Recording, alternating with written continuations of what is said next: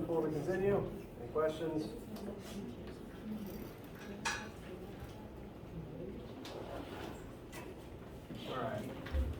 All right. We don't have very long today, because we spent the first half talking about the test. I want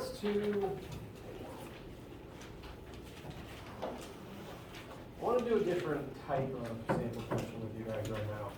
I wrote this one to be very quick. It should only involve one, maybe two formulas, depending on how we work it. Rather than me step through this one with you every step of the way, I want to first present this one to you to work either on your own or with your classmates. Feel free to work together. I want to present this one to you to just see if, just to check, give you guys some practice on your own of getting to the final answer for this one first. So, not really a pop quiz, but pop example maybe. Just to see how everyone does and see, help everyone build up the patterns of being able to get to an answer quickly on your own. So, we'll take a couple minutes, look over this, write down your answers and your thoughts, and then we will compare notes and I'll share how I found this one in a second.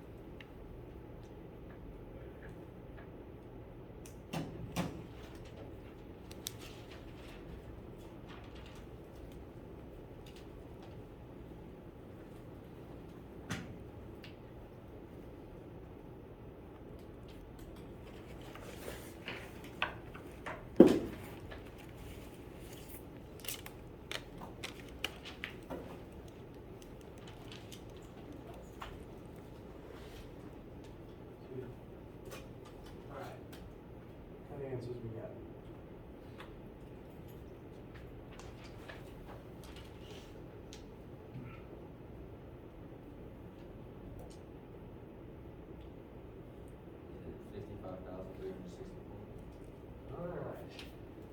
55,364, approximately. Your rounding might vary somewhat, that's okay. There it is. Meters. Does anyone's math, how many of you guys got something around this? Very big number, 55,000 approximately. All right. So this is correct, and if this seems absurd, it is, but it is real. Let's talk about how we get there. We know plane's mass, its linear flight speed, so Mach 2 refers to flying at twice the speed of sound. Mach 1 would be at the speed of sound. Mach 3 would be 3 times the speed of sound, etc., etc. Military jets can get up to this speed relatively quickly. It is very hard on the pilots, though. When a jet at that speed turns, it does need to create some centripetal force that allows it to turn.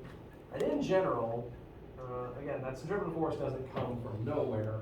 For any flying object, be it a plane or a bird, that centripetal force is actually the same thing that generates lift. If you've ever been on a passenger airline, when the plane turns, you've probably noticed the whole plane literally tilt. And that's how it has to turn, actually.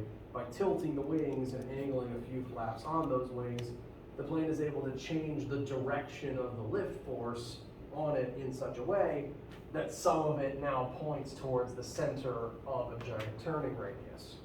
So for a plane, the centripetal force is usually redirected lift. Aeronautics is pretty difficult when it comes to actually designing planes and yet making them work right. So when a plane turns really fast, it is going really fast and it tries to make a really sharp turn, you're going to need a lot of force to actually make that happen. And the pilot in that plane undergoes all of that same force. Specifically, the pilot wants to move in a straight line, but the plane exerts the same force on the pilot to keep the pilot in the plane, which is why being a high-speed military jet fighter pilot is very dangerous. When you hear pieces talking about like the number of G's that a pilot is accelerating under, that's referencing how many times their own weight is the force they're under while turning. It gets kind of nuts. Some humans, depending on the human in general, are able to withstand and come out okay, no damage, a centripetal force of up to 17,000 newtons, which for a human like me would be about 17 times my own weight, which is a lot. Therefore, if that's a centripetal force on a jet with this mass and this velocity, what would its turning radius be? What formula/formulas get us to where we want to go for this one? Centripetal force. Very good. Centripetal force. That is equal to mass times centripetal acceleration. We know centripetal force, we know mass, we can find centripetal acceleration. I am additionally going to go ahead and recommend we plug in, instead of AC, the formula for AC. Doing so can get us to radius with fewer lines of algebra. AC is equal to velocity squared divided by R. So, we know FC, we know M, we want R, we know V. 17,000 should be equal to 2,000 times 686 squared. Make sure you are only squaring the 686 divided by R. When you work out R, you should get approximately 55,000 and some change meters. That is a big turning radius. That would be about 55 kilometers. If that sounds absurd, it is. But again, if you've ever been in a passenger airline and you've noticed, all right, we've taken off and now we're tilted to turn, and it feels like you tend to be tilted for like 10, maybe 30 minutes, it feels like you're tilted sometimes. That's because planes need a really big turn radius, because even slower commercial jets are still traveling really fast. You have to move really fast to maintain sustained powered flight. So even commercial airlines have pretty ridiculous turning radii. And it only gets more ridiculous the faster you make the turn. I spent a lot of time in Pensacola because my grandparents are there. We're going to visit them on summer vacation. Pensacola, the naval base there, is known for the Blue Angel Jet Show, a specific fighter jet group that does a bunch of aerobatic stunts. It's very impressive, very fun to watch. And if you watch those jets, on the ground it might not look like they're moving, the radius is, this big, but it really is. It's nuts, frankly. And it takes a lot of skill and a lot of patience to be a jet pilot like that.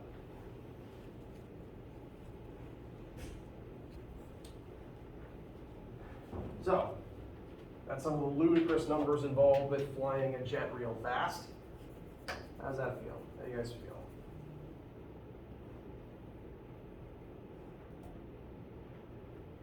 All right. There's not much time left today, so I mostly want to spend the next couple of minutes looking at a new formula. We'll probably utilize it next time, but at least want to begin looking at it. This formula is coming up now because of how useful it is specifically when it comes to using gravity as a centripetal force. If you look at the cases of moon orbiting Earth or Earth orbiting Sun. Up till this point, we've only been calculating the force of gravity on Earth's surface using this formula. And this formula comes from this formula.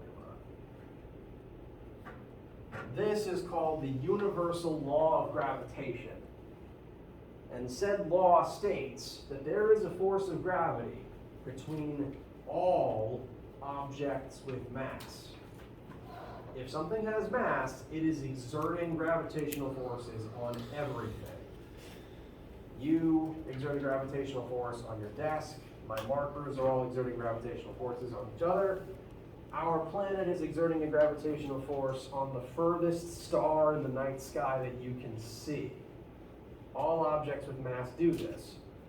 And the actual way to find that force is equal to big capital G, which is a universal constant. So anytime big G shows up in a formula, it will refer to this number, which, if ever needed, will be listed as part of the formula sheet or as part of the question. So big G is a constant. It will always be the same number. Big G times the two relevant objects' masses multiplied together, divided by the radius between the two objects squared. This tells us that the more mass an object has, the more gravitational force it exerts on every other object. And the farther apart two things are, the weaker that force of gravity gets. If R gets bigger, Fg will get smaller. This is why you don't detect gravity from very small objects or from objects that are very far away from you. It is only when mass is big and radius is small that the number actually becomes something worth calculating. And this formula here, F equals mg, where g equals 9.8, is derived from this formula. So very smart people took this formula and realized, sitting here on Earth's surface, Earth's mass is constant, and our distance from Earth's core is constant, and G is always constant, the big capital letter G, that is this number, universal gravitational constant. And some very smart people combined big G, Earth's mass, and Earth's radius together into a single constant, 9.8. So that 9.8 is derived from big G times Earth's mass divided by Earth's radius squared, to take those three terms out of the formula and just replace them with the 1. So this, the entire time, has actually been this. Just simplified for the specific case of objects on the surface of this planet. This formula in its original state, though, is powerful because you can use it to calculate the force between any two objects, even if one of them isn't Earth, or even if one of them is very far away from Earth. And especially for astrophysicists, this is very important because in space, gravity very frequently acts as a centripetal force. So this formula is very useful for finding the force of gravity between two objects, to then be able to use it as a centripetal force in their calculations to figure out the orbital motion of various celestial bodies. And that's why it's coming up at this point in class. I mostly just want to show you this and let it settle into your minds. Next time we meet, we will utilize this in a specific case of universal centripetal gravitational motion. Probably talk about torque as well. Torque is another rotational principle that needs to come up at some point. And eventually with that, we will wrap up Chapter 7 concepts, and we'll move on to Chapter 8 next week. As you're packing up, as a reminder, do please come to me with literally any questions you have, literally absolutely any time. I mean, please do it. Even if it's hard, even if the question is just, I don't know what I'm doing. That's an okay thing to ask. But I want to know and I want to help you. I'm rambling again, if you don't have any questions and if you don't forget that, please have a wonderful day. And if I see you for lab, then I will see you soon.